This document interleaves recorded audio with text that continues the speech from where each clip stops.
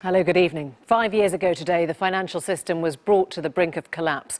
A troubled Hank Paulson was snapped emerging from the White House. His chat with the president signalled the first plan for rescuing the banks and saving capitalism as we know it.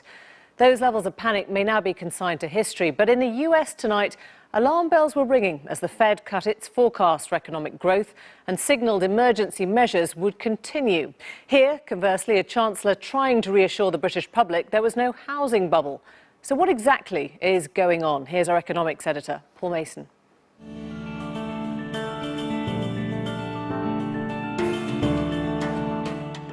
We've been bombarded by signals that the economic crisis is over. The British economy is looking better.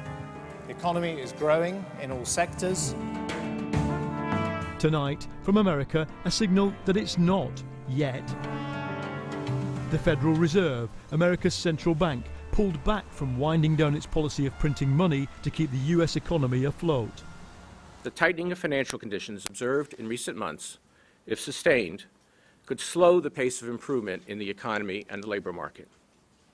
In addition, federal fiscal policy continues to be an important restraint on growth and a source of downside risk. In other words, because the US government has to start spending cuts, money printing has to offset the effect of that on growth. It's 5 years ago this week I stood on the streets of New York and watched them fall. First Lehman Brothers, then AIG, the world's biggest insurer, and then the certainties at the heart of American capitalism. Within a month, a large part of the Western world's banking system had been nationalised, and when that didn't work, the money printing began. 5 years on, it's clear recovery is not enough. The very shape of capitalism has changed. Those banks that survived are effectively underwritten by the state, and while they've recovered, what has not recovered is people's spending power. In Britain, the average household income has declined by over 5% since 2010. This graph shows what's happened in America over the long term. Real household incomes, shown in blue, were stagnant before the crisis, and now they're declining year on year in the recovery. Before the global financial crisis, economic growth was driven by consumers borrowing money and spending it. Since then, it's been driven effectively by central banks printing it. So what's going to drive it now? The hope was the emerging markets, China, Brazil, India and the like, could take the strain. But all the cheap money printed in the West has been causing instability there. Property bubbles, inflation and now a slowdown. The main point, I guess I would end with, though, is that what we're trying to do with our monetary policy here, as I think my colleagues in the emerging markets recognize, is trying to create a stronger U.S. economy. Underlying all today's worries is a bigger strategic worry. After World War II, it was innovation that drove growth. The valves at the top there, he's just putting that rack into a computing machine. New machines, thinking machines, and ordinary people prospered. And then, after 1989, what's driven growth is globalization. When the world's central bankers meet, what they worry about is not the short term. They worry about the fact that the basic technology of our time, information technology, does not seem to be creating jobs, nor wealth, nor the dynamism we've seen in previous recoveries. We already knew the global recovery was fragile, and the Fed probably will start printing less money sometime soon. But then the hard task begins, designing a kind of capitalism that doesn't go bang again. Paul Mason there. Well, joining us now is Lord Turner, former chairman of the Financial Services Authority, and Joanna Shields, the CEO of Tech City, which supports the growth of the tech cluster in East London, and she's held senior positions at Facebook and Google. Lord Turner, I'm going to start with you. I just want to pick up with what happened in the US today. That fragility took a lot of people by surprise. Well, the actual decision didn't take me by surprise. I think it was always in the balance of what they were going to decide in relation to what's called the tapering of QE. And the reason why it didn't surprise me is that I think that the global economy, and in particular all of the advanced economies, are still in a relatively fragile position. They are beginning to recover. In particular, the US economy is recovering, but it's a very anemic recovery. We still have economies which are something like 10 or 15% below where they would have been if we'd continued the trend at 2007. This is a very weak recovery, and that really reflects how very, very deep were the fundamental causes of the 2007-2008 financial crisis. So does it surprise you that people have even been mentioning a housing bubble here? Well, I think what people are concerned about here, and I think it is a legitimate concern, that we have been talking for the last 4 years, really, about the need to rebalance our economy away from a focus both on financial services and housing.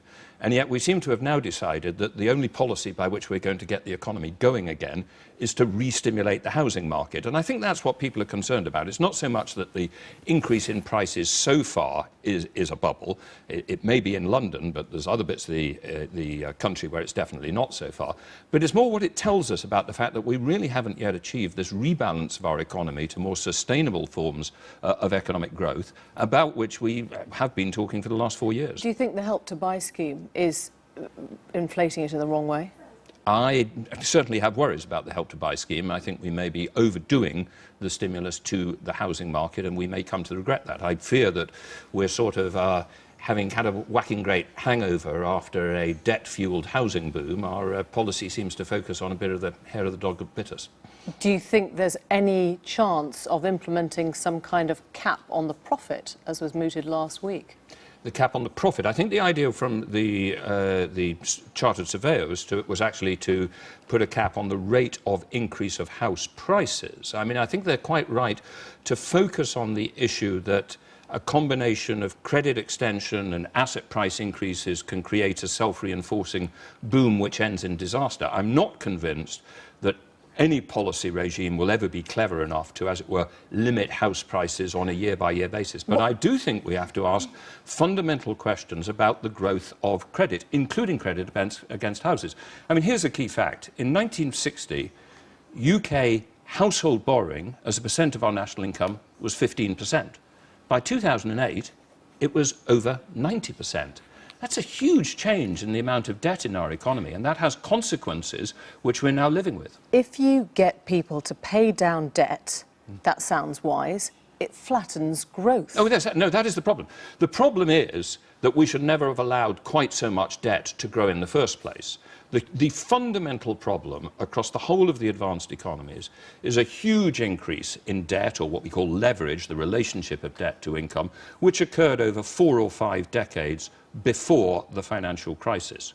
And the fundamental reason why we've now got a depression from which we're finding it very difficult to escape is that once you then get to crisis, you have a whole load of people who are focused on paying down their debt. I mean, that's what happened, for instance, in Japan after 1990, when the property bubble bust, and we are in a very similar situation now in the US, in Europe, and in the UK. Let me just ask you about the measures that we've seen here. The partial sale of Lloyds. What about RBS? Does it signal that we are ready to see the sell-off of RBS now? Well, I'm sure that RBS will follow. RBS has always been a more complicated bank than Lloyds, which is a very focused bank in terms of what businesses it does and which geographies. RBS had grown into a very complicated conglomerate, and the process of getting it into a shape for sale, we have always known was going to be more complicated than it was in the case of Lloyds. So I don't know how soon it will be, but I'm sure there will be a progress eventually to the sell-off of RBS as well. You witnessed that whole crisis and what happened to this country. Do you think anything has been learned, and do you think the policies, the movements of, for example, Mark Carney and George Osborne now are the right ones? Well, I think we've made a lot of steps to make sure that the financial system itself is more stable, more capital in the bank, more liquidity, better resolution procedures. I think the chances of an actual major bank failure or a financial crisis are greatly reduced, and a lot of very hard work has gone into that. What I'm not convinced is that we've really adequately thought about the even deeper drivers of what occurred in this country and elsewhere in 2008, and the way that that was the product of an increase of leverage over several decades. That's my concern. Adair Turner, thanks very much. I want you to hold that thought, because if there's one area that's certainly steaming ahead, it's the internet economy, forecast to grow at an annual rate of 8%. And Joanna Shields, as I mentioned, heads up Tech City. Why is this sector so buoyant? Well, the internet economy, as you said, is the bright spot in the UK economy. It's growing at 8.3% per annum. And what's exciting about that is the fact that there's clusters growing up all across the country, starting in Tech City, which is the team that I'm working with. And you're starting to see the rejuvenation of cities and urban areas around universities all across the country. And tech is becoming a way forward. It's becoming a credible career path for young people. So they're gathering together, and the good news is that it's projected to grow 11% per annum over the next 5 years. It's the highest in the G20. So Britain's really leading the way. In your speech today, you compared the fates of Kodak, which employed 140,000 people and went bust, Right, to Instagram, which was bought for 1 billion people and employs 13. Which one of those would you really want to see prospering in an economy?